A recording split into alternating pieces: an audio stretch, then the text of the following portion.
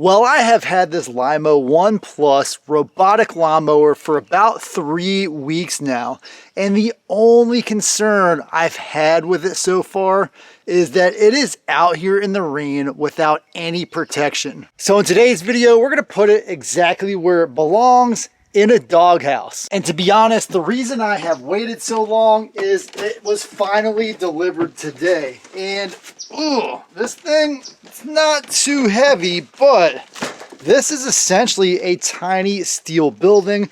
I've got to assemble it myself, and then I can put it right down there, right over the lawnmower, and protect it from any more water. And so one of the first questions that you might have about the LyMow One Plus, based on the fact that I want to make a doghouse for it, is whether or not it is waterproof. And it in fact is water resistant. But the problem that I've experienced with it is that on rainy days, it will stop charging. And so I'm hoping that by putting it under a doghouse, not only will I protect it maybe from the sun, from all of the elements, but it will be able to charge non-stop, even in rainy conditions, with this structure over it. So I immediately got to work on what I assumed would be a 10-minute assembly of this small structure. But as it would turn out, this thing in fact had all of the makings of a true structural steel building, including over 150 metal screws and over 250 parts total. Let's get to work putting this thing together. We are of course in 2026, so I'm going to use my power tool on its lowest setting for as many of these screws as possible. Otherwise, I'll probably have to use this little screwdriver because if you drive them in too hard, you risk stripping out the holes. To really get into this build, I need to start with assembling the foundation along with the 4 pillars. I'm making sure to study each step carefully to be certain not to misalign any components or install anything backwards, upside down, or in the wrong place. I learned very early that these screws are designed to bottom out but not torque at all. Any additional rotation will immediately strip out the steel holes, but when seated correctly, they feel solid. Next, it's time for the 4 main structural cross members. These beams will lock in the structure's stability and carry the roof's load even if it's not very heavy. Time to lock it in. I have not tightened any of the screws because when complete, I want this tiny shed to be perfectly level. So I set it on the shop floor to make sure it is as square as possible. You know, I am dealing with sharp steel and I should have probably used these included gloves or maybe some better gloves because these things are comically small, almost like they were designed for Mickey Mouse. But that's enough goofing around. Let's get this project finished up. Now it's time to start building the roof. This design has 2 simple trusses that will give our roof the angle needed to easily shed any rainwater. With this final ridge beam, the tiny shed structure is complete. This is not only the backbone of the roof, but also the strongest part of this build. Before we can mount any of the exterior panels, each screw used for the rest of this project must include a rubber gasket to prevent any water intrusion. There are over 100 of these gaskets to keep me super busy. Time to raise the roof. I am now in the flow and these pieces are smoothly and quickly tacking on. But it's at this point that I realize it will probably be easier to put the shed on the floor to complete the roof. As I finished up installing all of the steel roof, I began to worry about some of the small dents and dings, but those worries were put to rest as I attached the ridge cap and fascia. These touches hid all the imperfections nicely. I would say the most tedious part of this job is just putting these little rubber washers or rubber gaskets on each and every one of these screws. There's got to be over 100 of these and each one of these takes 5-10 seconds a piece, so this is the most time-consuming part that I have to deal with on this job. For the home stretch, I lined up and screwed in all of the siding. The most surprising part of this entire build is how sturdy it feels now that this project is almost completed. So we are starting on the final edge, finally the final side of this little doghouse shed. And I know I probably did about a 3 to 5 minute time lapse, but I spent over an hour, maybe an hour and a half, putting all the screws together, making a few small mistakes, and then resetting and getting back to work. Nothing here has been overly exaggerated hard or anything. It's actually not been hard at all.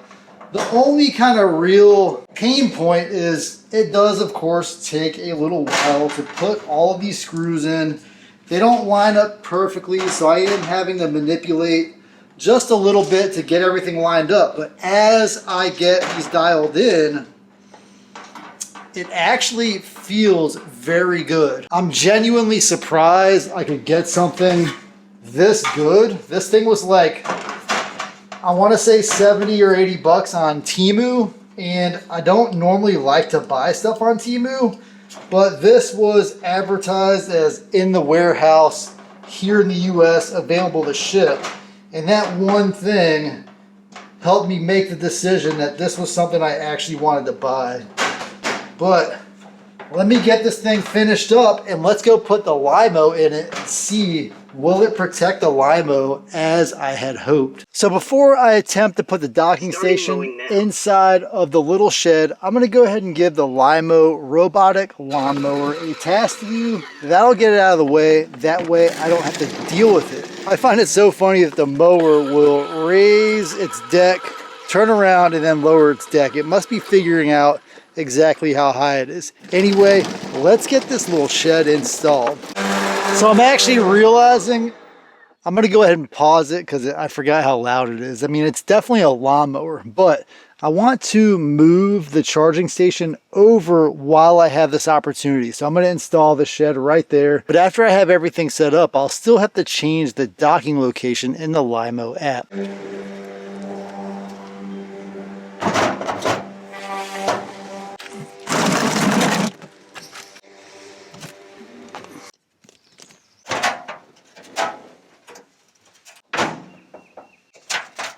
I didn't want to bore you guys with those last few steps of me connecting the wires, but the mower is now in place.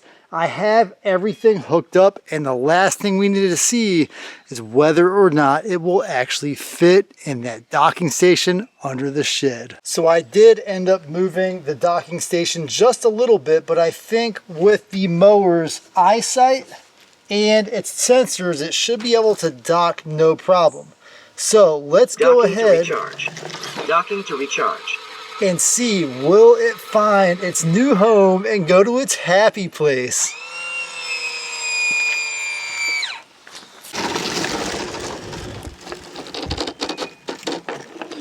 So that's not a good sign. Oh wait, what's it doing here? Because I was a little nervous. Why would it turn around like that? But it seems to have found its home, and it does have two little QR codes that it sees. It's probably studying those right now. And just see. Woo! All right, let's give it a chance to. All right, I don't know if it knows what it's doing, but let's give it another chance. System error. Please check the app for details. Then try clearing the error. Attempt number one was a no-go. I'm gonna have to redefine the channel from the mowing zone into the dock. Hopefully I can get this thing to work. I'm gonna start by deleting the current channel.